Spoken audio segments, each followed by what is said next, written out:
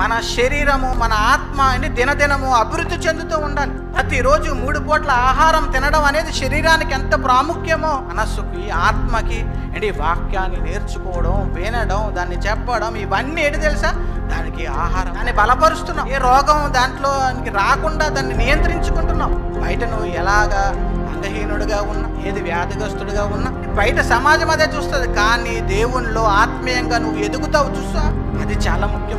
లాజరు భయంకరమైన కురుపులతో నిండి ఉన్నాడండి. దాంతో ఉన్న ఆత్మ ఎలాగుందో తెలుసా? ఏ భ్రష్టత్వం లేని క్లీన్ గా ఉంది, నీట్ గా ఉంది. అందుకే భూమి మీద ఎన్ని రోగాలతో ఉన్నా పరదేశంలో నెమ్మది పొందుతున్నాడు.